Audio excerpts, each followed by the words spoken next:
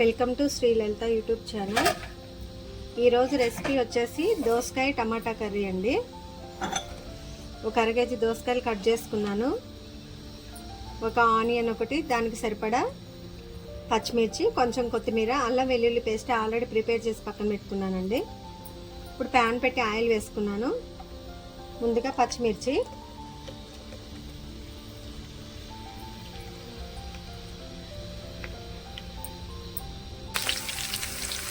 Onions అండి, onions వేసుకున్నా, కొత్తిమీర అండి,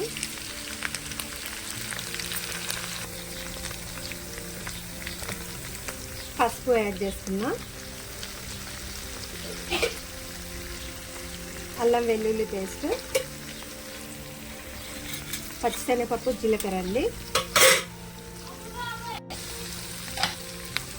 దోసకాయ యాడ్ చేస్తున్నాను,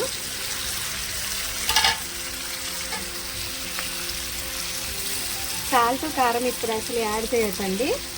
దోసకాయ ఒక 50% దోసకాయ కుక్ అయిన తర్వాత మనం సాల్ట్ అని కారం యాడ్ చేసుకున్నాం. ఈ లోపల కొంచెం కారం ఒక 2 స్పూన్లు, 2 వెల్లిపాయలు రోట్లో దంచి పక్క పెట్టుకున్నా, కొంచెం కారం, 1 స్పూన్ అండి, 2 వెల్లిపాయలు. దోసకాయ కొంచెం మగ్గింది, టమాటా యాడ్ చేసుకున్నా,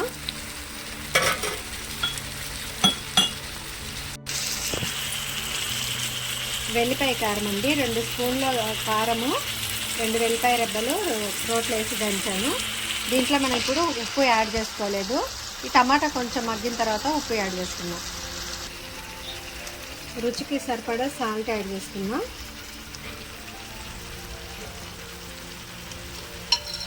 కొంచెం గరం మసాలా అండి, ధనియాలు, సాజీర, చెక్క, లవంగ,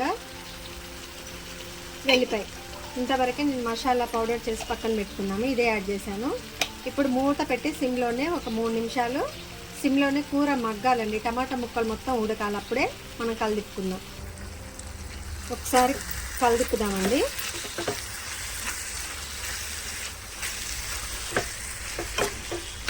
చాలా ఇంట్లో ఏదో మటన్ వండుతున్నట్లు వస్తుందండి స్మెల్. దోసకాయ చికెన్ కానీ దోసకాయ మటన్ కానీ చాలా కాంబినేషన్ బాగుంటుందండి.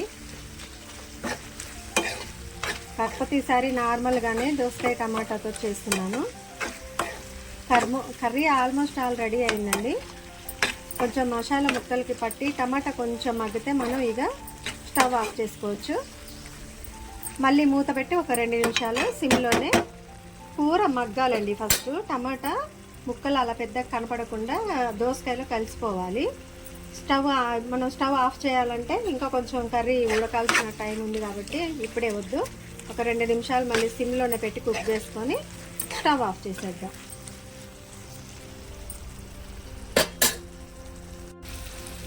దోసకాయ టమాటా కర్రీ రెడీ అండి. స్టవ్ ఆఫ్ చేశాను. ఉప్పు, కారం, మసాలా అన్నీ సరిపోయాయండి. మీరు కూడా ఒకసారి ఇలా ట్రై చేసి చూడండి.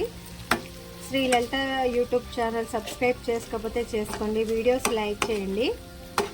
Thanks for watching.